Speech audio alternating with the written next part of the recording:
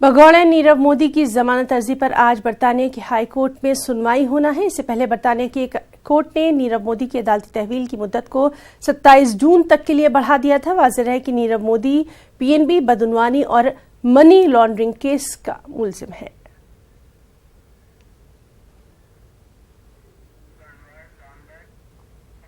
الہ آباد میں اوقاف کی جائیداد پر غیر قانونی قبضے کے خلاف ہائی کورٹ نے سخت ایکشن لیا۔ ہائی کورٹ نے شہر کے سب سے بڑے کالا ڈانڈا قبرستان پر غیر قانونی قبضہ ہٹانے کے لیے فوری احکامات جاری کر دیا۔ قبرستان کے ایک بڑے حصے پر لمبے عرصے سے غیر قانونی قبضہ ہے۔ اوقاف کے تحفظ کے لیے کام کرنے والی تنظیم قبرستان انتظامیہ کمیٹی نے گزشتہ سال ہائی کورٹ میں عرضی داخل کی تھی۔ ہائی کورٹ کے حکم کے بعد مقامی انتظامیہ نے قبرستان سے جزوی طور سے قبضہ ہٹایا تھا، لیکن ایک بڑے حصے پر غیر قانونی قبضہ قائم تھا۔ قبرستان انتظامیہ کمیٹی نے مقامی انتظامیہ کے اس رویے کے خلاف الہ آباد ہائی کورٹ میں دوسری عرضی داخل کی تھی، جس کی سماعت کرتے ہوئے ہائی کورٹ نے 11 جون تک قبرستان سے تمام طرح کے غیر قانونی قبضات ہٹانے کا حکم دیا۔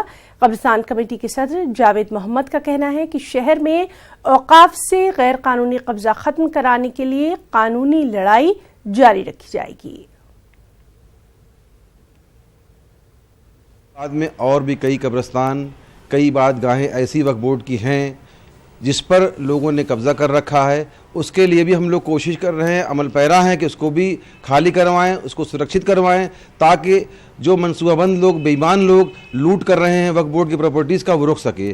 اس کے لیے ہم لوگ اپنی کوشش کر سکتے ہیں، ایڈمنسٹریشن کو لکھ سکتے ہیں، کورٹ میں جا سکتے ہیں، لڑائی تو کر نہیں سکتے۔ جو ہمارے ہاتھ میں ہے وہ ہم لوگ کر رہے ہیں۔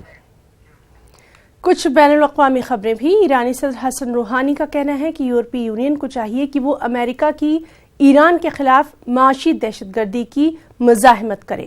انہوں نے کہا کہ 2015 نیوکلیائی معاہدے کے مطابق یورپی یونین کی یہ ذمہ داری ہے کہ امریکہ کے ایران کے خلاف معاشی دہشت گردی کو روکے۔ تہران میں جرمنی کے وزیر خارجہ کے ساتھ ملاقات کے دوران حسن روحانی نے یہ بھی کہا کہ اگر یورپی یونین ایران کے ساتھ تعلقات بہتر اور خطے میں خوشگوار حالات چاہتا ہے تو اسے عملی طور پر کام کرنا چاہیے۔ حسن روحانی نے ایک بار پھر امریکی الزام کو مسترد کیا اور کہا کہ ایران کبھی بھی نیوکلیائی ہتھیار رکھنے کا منصوبہ نہیں رکھتا۔